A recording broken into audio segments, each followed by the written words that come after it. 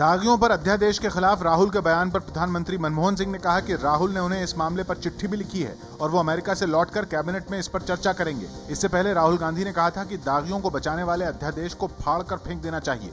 My opinion in the ordinance is that it's complete nonsense and that it should be torn up and thrown out. देश भर में इसके प्रति घृणा हुई तो आज वो ये एक डैमेज कंट्रोल एक्सरसाइज कर रहे हैं।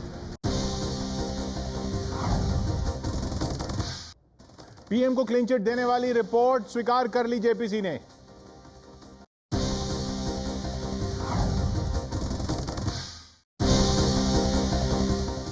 टू घोटाले में पीएम को क्लीन चिट देने वाली रिपोर्ट जेपीसी ने आज स्वीकार कर ली। बीजेपी ने विरोध जताते हुए कहा कि हड़बड़ी में बिना बहस के रिपोर्ट मंजूर की गई। ये जेपीसी की रिपोर्ट नहीं है, ये मनमोहन सिंह और चिदंबरम को बचाने वाली रिपोर्ट है। वोटिंग मशीन में अब एक नापसंद वाला बटन भी होगा, जिसमें चुनाव आयोग ने कहा है कि शायद इसी विधानसभा में चुनाव में लागू हो जाए।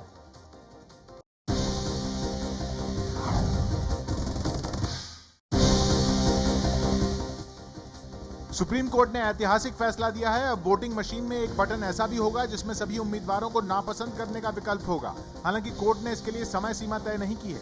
कांग्रेस सहित तमाम पार्टियों ने फैसले का स्वागत किया है। इसका रिजल्ट पर कोई असर होता है या नहीं होता? अगर नहीं होता है तो फिर तो एक समझ लीजिए एक प्रशासनिक अरेंजमेंट है या एडमिनिस्ट्रेटिव अरेंजमेंट है कि यहां नहीं, यहां आप ठप्पा लगा देंगे।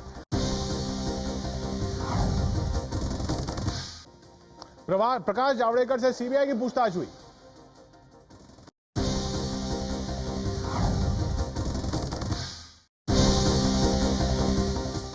सीबीआई ने बीजेपी के राज्यसभा सांसद प्रकाश जावड़ेकर और भूपेंद्र यादव से पूछताछ की है। आरोप है कि ये नेता गुजरात के पूर्व गृह राज्य मंत्री अमित शाह को बचाने के लिए कथित फर्जी मुठभेड़ में मारे गए तुलसी प्रजापति की मां से वकालतनामा बदलवाने की साजिश रच रहे थे और एक पत्रकार के स्टिंग ऑपरेशन में दिखे थे।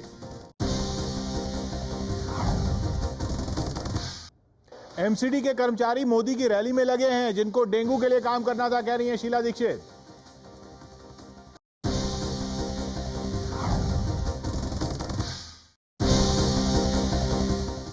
दिल्ली की मुख्यमंत्री शीला दीक्षित ने दिल्ली में डेंगू के लिए नरेंद्र मोदी की रैली को जिम्मेदार बताया है। शीला ने कहा कि नगर निगम के कर्मचारी अपना काम छोड़कर रविवार को दिल्ली में होने वाली मोदी की रैली की तैयारी में जुटे हैं और जिस इलाके में मोदी की रैली है वहां डेंगू के सबसे ज्यादा मामले सामने आए हैं।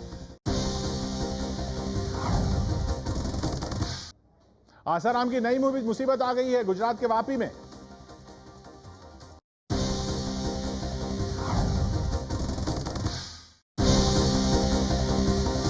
यौन शोषण के आरोप में घिरे आसाराम पर गुजरात के वापी में आश्रम के लिए गांव वालों की जमीन पर अवैध कब्जा करने का आरोप लगा है। जमीन वापस मांग रहे लोग आज आश्रम संचालकों से भिड़ गए।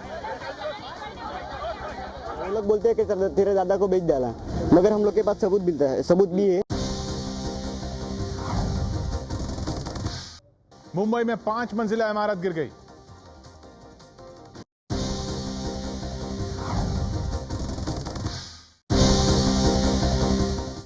मुंबई में डॉकयार्ड स्टेशन के पीछे आज 5 मंजिला इमारत गिर गई। हादसे में 8 लोगों की मौत हो गई और 22 लोग जख्मी हैं। एनडीआरएफ के मुताबिक मलबे में अब भी लोग फंसे हुए हैं। बीएमसी की 30 साल पुरानी इस बिल्डिंग के 22 फ्लैट में लोग रह रहे थे। वडोदरा में भी बिल्डिंग ढह गई बारिश से।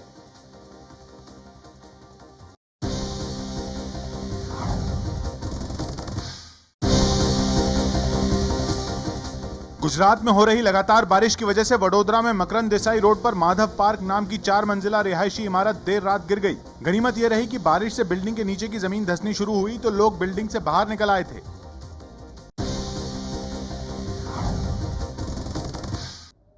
शहीदों को अंतिम विदाई दी गई आज।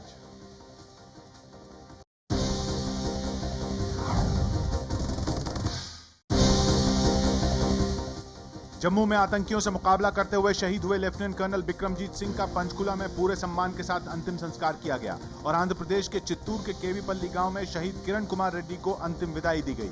उधर हमले के विरोध में आज बीजेपी और शिवसेना समर्थकों ने जम्मू की सड़कों पर विरोध प्रदर्शन किया। केनिया की तबाही की पहली तस्वीरें सामने आई हैं।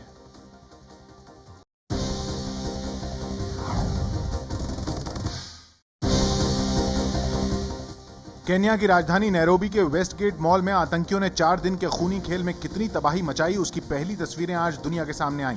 मॉल के सामने वाली सड़क भी आज खोल दी गई।